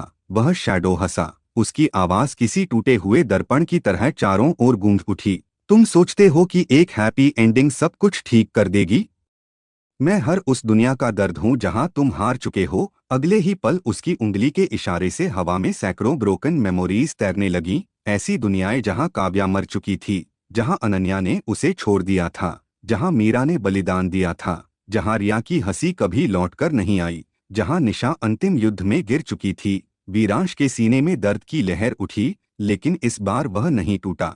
उसने एक लंबी सांस ली और पांचों के हाथ अपने दोनों हाथों में लेते हुए कहा, तुम सब मेरी कमजोरी नहीं, मेरी पूरी दुनिया हो। उसी क्षण पांचों बंधनों की रोशनी उसके चारों ओर घूमकर एक विशाल गोल्डन ऑरा में बदल गई। सिस्टम की आवाज गूंजी, ultimate skill unlocked, family link domain. पूरा हॉल सुनहरी रोशनी से भर उठा। शैडो ने गुर्राते हुए अपनी पूरी शक्ति उस पर फेंकी, लेकिन पहली बार वीरांश अकेला नहीं था। उसके पीछे उसकी पूरी फैमिली खड़ी थी, और यही वह क्षण था जहां अंतिम बैटल सचमुच शुरू हुई। Family link domain. सुनहरी रोशनी का वह विशाल डोमेन जैसे ही पूरी लाइब्रेरी डायमेंशन में फैल गया। पैराडॉक्स शैडो पहली बार एक कदम पीछे हटा। उसकी लाल आंखों में क्रोध की आग और भी भड़क उठी। चारों ओर टूटे हुए टाइमलाइंस के टुकड़े हवा में घूमने लगे। हर टुकड़े में एक अलग दुनिया की झलक दिखाई दे रही थी। कहीं वीरांश अकेला अंधेरे शहर में भटक रहा था, कहीं काव्या उसके हाथों से फिसल रही थी, कहीं अनन्या की आंखों में बिट्रेल था, कहीं मीरा का बलिदान अंतिम सांस बन चुका था, कहीं रिया की हंसी खामोशी में बदल चुकी थी, और कहीं निशा रक्त से भीगे रणक्षेत्र में गिर चुकी थी। शैडो की आवाज गूंजी, यही तुम्हारा सच है। हर दुनिया में तुमने किसी न किसी को खोया है। उसकी हंसी पूरे हॉल में बिजली की तरह गूंज उठी, लेकिन इस बार वीरांश की आंखों में डर नहीं था। उसने धीरे से अपनी नजर अपने पीछे खड़ी पांचों पर डाली। काव्या की शांत दृढ़ता, अनन्या का विश्वास, मीरा की त्यागमयी आंखें, रिया की हल्की मुस्कान और निशा की वॉरियर जैसी आग, सब एक साथ उसकी शक्ति बन चुके थे। उसने एक कदम आगे बढ़ते हुए कहा, हाँ, मैंने हर दुनिया में खोया है, लेकिन हर बार मैं उठा भी हूँ। अगले ही पल उसके पैरों के नीचे सुनहरी रेखाएं फैल गईं और पूरा डोमेन एक विशाल मंडल में बदल गया। हवा में सिस्टम की नई नोटिफिकेशन चमकी, family link domain full synchronisation 100%। उसी क्षण पांचों की एनर्जीज उसकी पीठ के पीछे प्रकाश के पंखों की तरह फैल गईं। काव्या की एनर्जी ने उसके चारों ओर हीलिंग ऑरा बना दिया।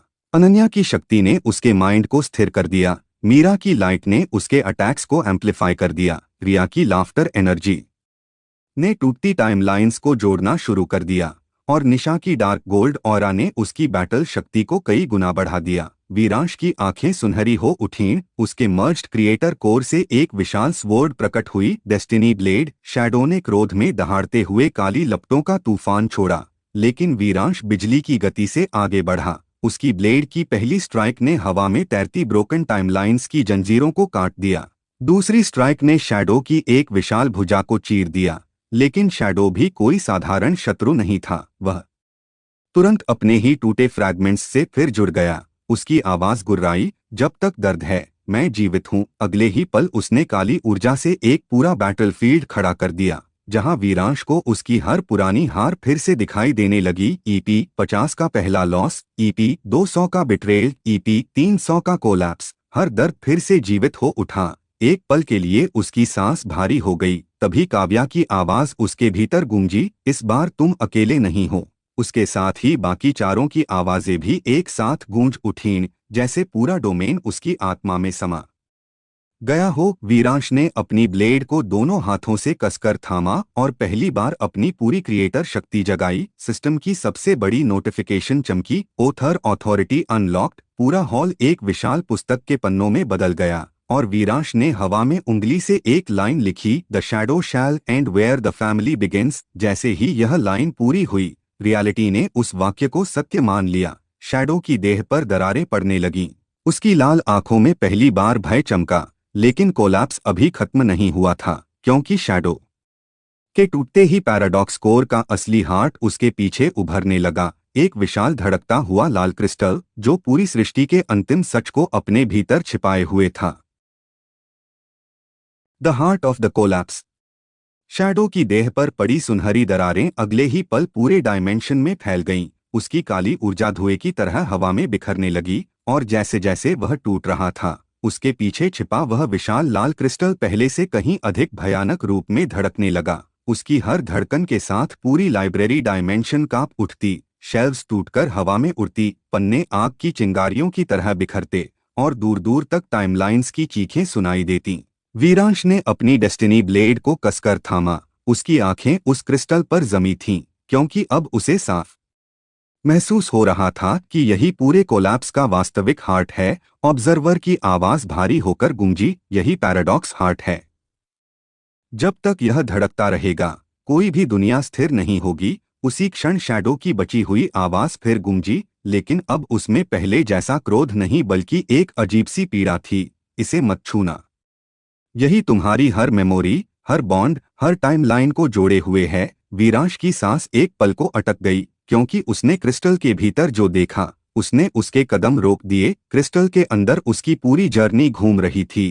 का पहला जागना, पहली बार सिस्टम की आवाज सुनना, पहली जीत, पहला लॉस, काव्या की पहली मुस्कान, अनन्या की पहली कसम, मीरा का आंसुओं भरा चेहरा, रिया की खिलखिलाहट, निशा की तलवार उठाए खड़ी आकृति, सब कुछ उसी क्रिस्टल के भीतर जीवित था। जैसे वह केवल डिस्ट्रक्शन का हार्ट नहीं बल्कि उसकी पूरी कहानी का सोल हो। तभी काव्या धीरे से उसके पास आई। उसकी आंखों में आंसू चमक रहे थे, लेकिन आवाज स्थिर थी। अगर इसे तोड़ना पड़ा तो क्या हमारी मेमोरीज भी चली जाएंगी?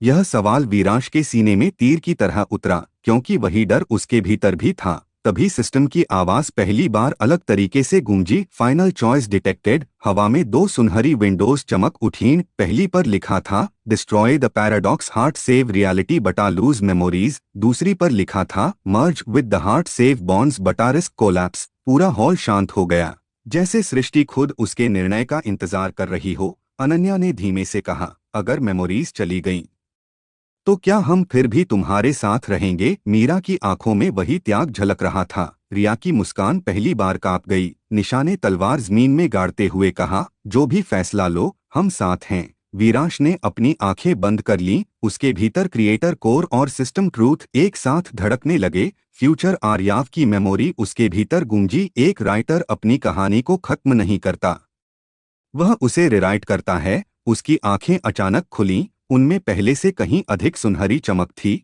उसने क्रिस्टल को ध्यान से देखा और पहली बार समझा कि इसे डिस्ट्रॉय करना एंड नहीं बल्कि अधूरी एंडिंग होगी। उसकी पूरी जर्नी का मतलब डिस्ट्रक्शन नहीं बल्कि रीयूनियन था। उसने धीमे से कहा, मैं इसे तोड़ूंगा नहीं, मैं इसे अपने भीतर मर्ज करूंगा।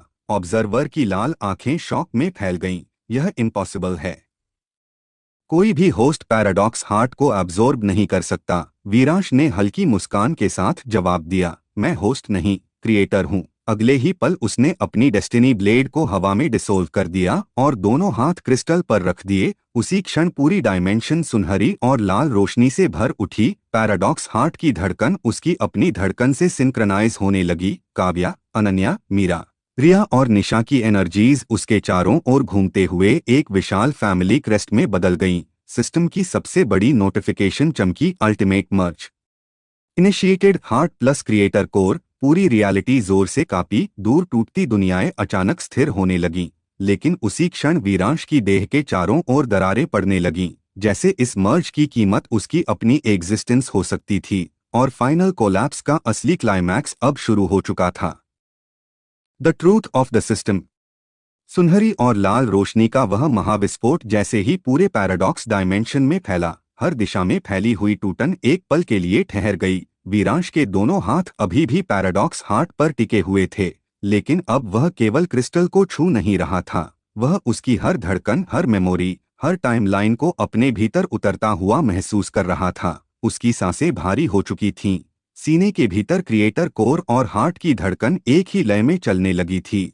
और उसी क्षण सिस्टम की आवाज पहले से कहीं अधिक स्पष्ट और गहरी होकर गूंजी, कोर ट्रूथ अनलॉक्ड। उसके सामने हवा में अनगिनत सुनहरी पन्ने खुलने लगे। हर पन्ना किसी भूले हुए सच की तरह चमक रहा था। पहला पन्ना खुला और उसके भीतर वही ओरिजिन नाइट जीवित हो उठी। बारिश से भीगी सड़क, दुर्घटना के बाद टूट चुका आर्यव, खाली कमरे में कांपते हाथों से डायरी खोलता हुआ। उसकी आंखों में इतना दर्द था कि शब्द भी रो पड़े हों। उसने पहली बार वह पंक्ति लिखी थी, काश मैं समय को बदल पाता। जैसे ही स्याही ने पन्ने को छुआ, स्टोरी नेक्सस ने उस टूटे हुए दिल की पुकार को सुन लिया। लाल और सुनहरी रोशनी डायरी के भीतर से फूटी और उसी क्षण पहली बार वह आवाज जन्मी, सिस्टम इनिशियलाइज्ड। वीरांश की आंखें फैल गईं। अब पूरा सच उसके सामने था। सिस्टम कोई मशीन, कोई बाहरी शक्ति नहीं था। वह आर्यव की टूटन, उसकी इच्छा, उसके राइटर सोल और स्टोरी नेक्सस के फ्यूजन से जन्मा था। यानी सिस्टम राइटर कोर मैनिफेस्टेशन। दूसरा पन्ना खुला और फ्यूचर की एक उजली टाइमलाइन सामने आ गई। वहां एक मैच्योर आर्यव विशाल व्हाइट हॉल में अकेला खड़ा था। उसके सामने टूटती रियलिटीज फ्लोटिंग स्क्रीन्स की तरह घूम रही थीं। उसकी आवाज गूंजी, अगर पास्ट को बचाना है तो मुझे अपने टूटे हुए हिस्से को जीवन देना होगा। अगले ही पल उसने अपनी चेतना का एक हिस्सा समय के पार भेजा। वही हिस्सा वीरांश बना, वही उसकी दूसरी जिंदगी, वही सिस्टम का चोजन होस्ट। तीसरा पन्ना खुला और उस पर सुनहरी अक्षरों में लिखा था, you never received the system, you created it. यह पढ़ते ही वीरांश की सांस थम गई। उसकी आंखों में शॉक और रिलीफ दोनों उतर आए, क्योंकि अब उसे पहली बार अपनी पूरी जर्नी का अर्थ समझ आया। क्वेस्ट्स केवल मिशंस नहीं थे, वे मेमोरीज अनलॉक करने के स्टेप्स थे। लेवल्स केवल स्ट्रेंथ नहीं थे, वे कॉन्शियसनेस एवोल्यूशन थे। रिवॉर्ड्स केवल पावर्स नहीं थे, वे इमोशनल फ्रैगमेंट्स की वापसी थे। तभी उसके पीछे खड़ी काव्या की आवाज बहुत धीरे से आई, तो इस पूरे सफर में तुम खुद को ही ढूंढ रहे थे। वीरांश ने उसकी ओर देखा, उसकी आंखों में आंसू चमक उठे। हाँ, शायद हमेशा से। उसी क्षण अनन्या, मीरा, रिया और निशा की एनर्जीज उसके चारों ओर और तेजी से घूमने लगीं। उनकी रोशनी पैराडॉक्स हार्ट के भीतर उतरती चली गई। क्रिस्टल की लाल चमक अब धीरे धीरे सुनहरी होने लगी। सिस्टम की नई नोटिफिकेशन चमकी, मेमोरी स्टैबिलाइजेशन, फैमिली बॉन्ड्स लॉक्ड। पूरा डायमेंशन अब कोलैप्स से स्टैबिलाइज की ओर बढ़ने लगा। लेकिन उसी पल हार्ट के भीतर से एक अंतिम मेमोरी बर्स्ट फूटा, जिसने वीरांश को भीतर तक हिला दिया। उसने देखा, काव्या केवल फर्स्ट लव नहीं थी, वह आर्यव की ओरिजिनल वाइफ थी। वह रिश्ता जो ओरिजिन नाइट से पहले ही सेक्रेड बॉन्ड में बंध चुका था, और बाकी चारों वाइव्स उसकी जर्नी के दौरान बने वे सोल फ्रैगमेंट्स थे जो अंत में एक ही फैमिली रियूनियन का हिस्सा बनने वाले थे। यही फाइनल डेस्टिनी थी, यही क्रिएटर की कंप्लीट लाइफ। वीरांश की आंखों में आंसू आ गए। उसने धीरे से कहा, इस बार कोई नहीं बिछड़ेगा। तभी पैराडॉक्स हार्ट की धड़कन अचानक बहुत तेज हो गई। पूरा हॉल फिर कांप उठा और क्रिस्टल के केंद्र में एक अंतिम डोर प्रकट हुआ, जिस पर सुनहरी अक्षरों में लिखा था, द फाइनल रियूनियन चेंबर। सुनहरी अक्षरों से चमकता हुआ वह विशाल द्वार जैसे ही वीरांश के सामने पूरी तरह उभरा, पूरे डायमेंशन की हवा बदल गई। अब वहां पहले जैसा विनाश का शोर नहीं, बल्कि किसी गहरी प्रतीक्षा की धड़कन थी। पैराडॉक्स हार्ट की लाल चमक अब लगभग पूरी तरह सुनहरी हो चुकी थी। उसकी धड़कनें वीरांश के सीने की धड़कनों से एकाकार हो गई थीं। उसने धीरे धीरे आगे कदम बढ़ाया। उसके पीछे काव्या, अनन्या, मीरा, रिया और निशा की एनर्जीज प्रकाश की लहरों की तरह उसके साथ बह रही थीं, जैसे उसकी पूरी यात्रा उसी दरवाजे तक उसे लाने के लिए थी। उसने अपना हाथ आगे बढ़ाकर उस द्वार को छुआ, और अगले ही पल एक विशाल सुनहरी प्रकाश लहर ने उसे अपने भीतर समेट लिया। उसकी आंखों के सामने सब कुछ सफेद हो गया, और जब रोशनी धीरे धीरे हल्की पड़ी तो वह एक बिल्कुल अलग दुनिया में खड़ा था। वहां न टूटती टाइमलाइंस थीं, न दरारें, न केओस, केवल एक विशाल उजला आंगन था, जिसके बीचों बीच एक प्राचीन बरगद का वृक्ष खड़ा था। उसकी शाखाओं पर अनगिनत रोशनी के दीपक झिलमिला रहे थे। हवा में चंदन और मिट्टी की सुगंध घुली हुई थी, और दूर मंदिर की घंटियों जैसी मधुर ध्वनि सुनाई दे रही थी। वीरांश की आंखें नम हो गईं, क्योंकि उस वृक्ष के नीचे 5 आकृतियां खड़ी थीं। काव्या सबसे आगे, उसके पीछे अनन्या, मीरा, रिया और निशा। इस बार वे किसी एनर्जी फॉर्म में नहीं, बल्कि पूरी तरह वास्तविक, जीवित और स्थिर थीं। उनके चेहरों पर अलग अलग दुनियाओं की सारी स्मृतियां साफ दिखाई दे रही थीं। काव्या धीरे धीरे उसकी ओर बढ़ी। उसकी आंखों में आंसू थे, लेकिन होठों पर वही शांति भरी मुस्कान थी। मैंने कहा था ना, इस बार हम सब साथ रहेंगे। वीरांश के भीतर जैसे बरसों से जमी हुई सारी टूटन पिघल गई। उसने एक कदम आगे बढ़कर उसका हाथ थाम लिया। उसी क्षण बाकी चारों भी उसके पास आ गईं। अनन्या ने हल्के से मुस्कुराकर कहा, इतना लंबा सफर और आखिरकार घर। मीरा की आंखों में सुकून उतर आया। अब कोई बलिदान नहीं। रिया हंसते हुए भी रो पड़ी, इस बार हंसी हमेशा रहेगी। और निशा ने उसकी ओर देखकर अपनी तलवार जमीन पर रख दी। अब युद्ध समाप्त। यह सुनते ही पूरे आंगन में सुनहरी रोशनी की लहर दौड़ गई। सिस्टम की अंतिम फैमिली नोटिफिकेशन सामने चमकी। Soul bonds fully restored 5/5। तभी बरगद के वृक्ष की जड़ों के पास से एक और आकृति उभरी। वीरांश की सांस अटक गई। वह उसकी माँ थी। उसके पीछे पिता, फिर छोटा भाई, फिर वे सारे चेहरे जो कभी उसकी मूल दुनिया और बाकी टाइमलाइंस में उससे बिछड़ गए थे। पूरा परिवार उसके सामने खड़ा था। उसकी माँ की आंखों में आंसू थे। उसने कांपती आवाज में कहा, बेटा।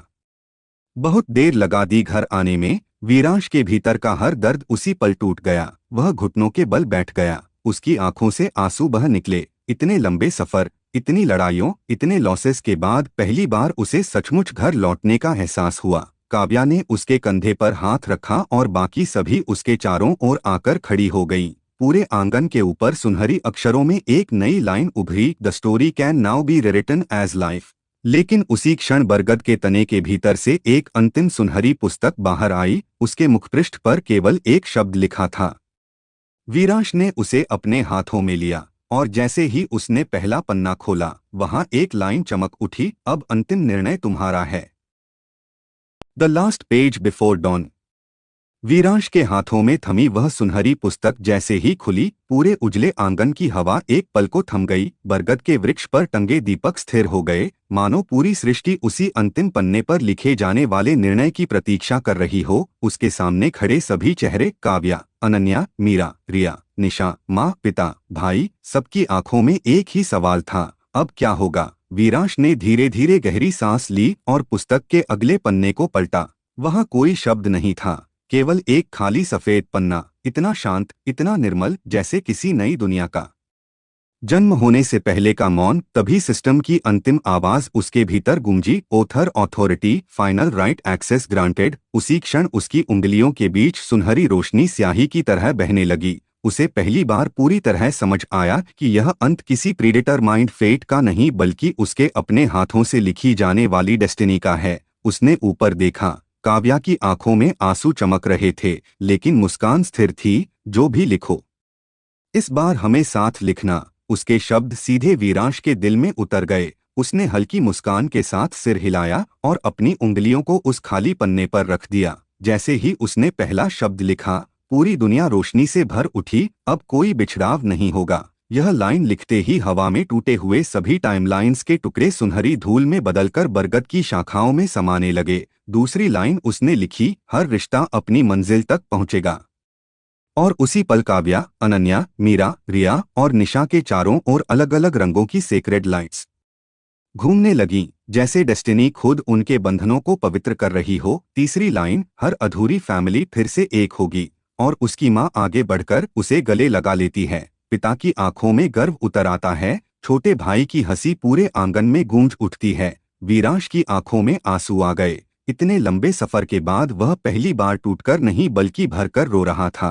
तभी पुस्तक के भीतर अंतिम ब्लैंक स्पेस चमकने लगा। सिस्टम की आवाज फिर गूंजी, one final line remains. Viransh ने उस खाली जगह को देखा और उसके भीतर future Arya, Viransh, creator core, सारी वर्ल्ड्स, हर लॉस, हर विक्ट्री एक साथ चमक उठे। उसने धीरे धीरे आखिरी लाइन लिखी, यह कहानी अंत नहीं, एक नई जिंदगी की शुरुआत है। जैसे ही यह शब्द पूरे हुए, पूरे आंगन के ऊपर एक विशाल सुनहरी सूर्य उगने लगा। पहली सुबह की रोशनी बरगद की शाखाओं से छनकर सबके चेहरों पर पड़ी और उसी क्षण बरगद के नीचे एक पवित्र मंडप अपने आप प्रकट हो गया। फूलों की वर्षा होने लगी, घंटियों की ध्वनि हवा में भर गई। काव्या ने वीरांश की ओर देखा, उसके होंठ कांपे। तो अब सचमुच नई शुरुआत। वीरांश ने उसकी ओर हाथ बढ़ाया, फिर पीछे मुड़कर अनन्या, मीरा, रिया और निशा की ओर देखा। उसकी आवाज धीमी लेकिन दृढ़ थी, इस बार मैं तुम सबको अपने जीवन का हिस्सा बनाकर ही आगे बढ़ूंगा। पूरे आंगन में एक वार्म लाइट फैल गई, जैसे रियलिटी अब पूरी तरह स्टेबल हो चुकी हो। लेकिन तभी पुस्तक का अंतिम पन्ना खुद ब खुद पलटा और उस पर सुनहरी अक्षरों में एक लाइन उभरी, final dawn ceremony begins. The final dawn, the end. पहली सुबह की वह सुनहरी रोशनी जैसे ही पूरे आंगन में फैलती गई, बरगद के नीचे बना वह पवित्र मंडप किसी स्वप्न से भी अधिक सुंदर दिखाई देने लगा। फूलों की वर्षा अब भी लगातार हो रही थी। हवा में शंख और घंटियों की मधुर ध्वनि गूंज रही थी और इतने लंबे संघर्ष, दर्द, टूटन और अनगिनत दुनियाओं की यात्रा के बाद पहली बार वीरांश ने अपने भीतर एक पूर्ण शांति महसूस की। अब कोई क्वेस्ट नहीं थी, कोई वार्निंग नहीं, कोई पैराडॉक्स नहीं, केवल जीवन था। उसके सामने काव्या खड़ी थी, आंखों में आंसू, होठों पर मुस्कान, वही पहला प्रेम जिसने उसकी पूरी कहानी को जन्म दिया था। उसके पास अनन्या, मीरा, रिया और निशा खड़ी थीं। पांचों की आंखों में अलग अलग दुनियाओं का सफर था, लेकिन आज सब एक ही डेस्टिनी में बंधने वाले थे। वीरांश धीरे धीरे आगे बढ़ा और सबसे पहले काव्या का हाथ थाम लिया। उसकी आवाज धीमी और भावुक थी। तुमसे शुरू हुई थी मेरी कहानी, और तुम्हारे साथ ही मेरी दुनिया पूरी होती है। काव्या की आंखों से आंसू बह निकले। फिर उसने एक एक कर अनन्या, मीरा, रिया और निशा की ओर देखा। तुम सबने मुझे हर अंधेरे मोड़ पर संभाला। आज से तुम सब मेरी जिंदगी नहीं, मेरा परिवार हो। उसी क्षण मंडप के चारों ओर सुनहरी अग्नि प्रकट हुई। सेक्रेड वोज हवा में चमकने लगे और पूरी फैमिली, माँ, पिता, भाई, सभी मुस्कुराते हुए उस पल के साक्षी बने। उसी सुबह पांचों के साथ उसका विवाह संस्कार पूर्ण हुआ। फूलों की वर्षा और तेज हो गई। हवा में सिस्टम की अंतिम और सबसे सुंदर नोटिफिकेशन चमकी, all bonds sealed, family complete. और उसी क्षण सिस्टम की आवाज धीरे धीरे फेड होने लगी। Mission complete, creator has found home. फिर हमेशा के लिए मौन छा गया, क्योंकि अब सिस्टम की जरूरत नहीं थी। उसकी कहानी अब जीवन बन चुकी थी। समय धीरे धीरे आगे बढ़ा। बरगद वाला वह आंगन अब एक विशाल हवेली और सुंदर बगीचे में बदल चुका था, जहां हर सुबह बच्चों की हंसी गूंजती थी। वीरांश अब केवल वॉरियर, क्रिएटर या चोजन वन नहीं था। वह एक पति, बेटा, पिता और परिवार का आधार बन चुका था। बरामदे में बैठा वह मुस्कुरा रहा था जब छोटे छोटे कदमों की आहट उसकी ओर दौड़ी। सबसे पहले काव्या का बेटा उसकी गोद में कूद पड़ा। आरव, शांत लेकिन बेहद बुद्धिमान, बिल्कुल अपने पिता की तरह गहरी आंखों वाला। और उसकी छोटी बेटी आर्या, बिल्कुल काव्या जैसी मुस्कान और बेहद प्यारी शरारती। अनन्या के दो बच्चे थे, विवान और अनवी, जुड़वा, जिनमें विवान अपनी मां की तरह शांत और जिम्मेदार था, जबकि अनवी हर समय पूरे घर में हंसी बिखेरती रहती थी। मीरा का एक बेटा हुआ, वेद, बहुत संवेदनशील और गहराई से सोचने वाला, जो अक्सर अपने पिता के साथ बैठकर कहानियां सुनता था। रिया के दो बच्चे थे, रियांश और कियारा, दोनों पूरे घर की जान, हमेशा हंसते खेलते, हर कोने में खुशी फैलाते हुए। निशा का एक बेटा और एक बेटी हुए, वीर और निशिता, दोनों में वॉरियर स्पिरिट थी, बिल्कुल अपनी मां की तरह साहसी और अपने पिता की तरह दृढ़। इस तरह वीरांश के कुल 8 बच्चे हुए। शाम ढल रही थी। पूरा परिवार बगीचे में एक साथ बैठा था। बच्चे खेल रहे थे। पांचों पत्नियां मुस्कुराते हुए एक दूसरे से बातें कर रही थीं। माँ बच्चों को कहानियां सुना रही थीं। पिता गर्व से वीरांश को देख रहे थे। वीरांश ने आसमान की ओर देखा, जहां डूबते सूरज की रोशनी बादलों को सुनहरा बना रही थी। उसने बहुत धीरे से मुस्कुराकर कहा, आखिरकार मेरी कहानी को उसका घर मिल गया। और इसी मुस्कान के साथ उसकी लंबी यात्रा, जो दर्द से शुरू हुई थी, प्रेम, परिवार और पूर्णता पर आकर समाप्त हुई। The end.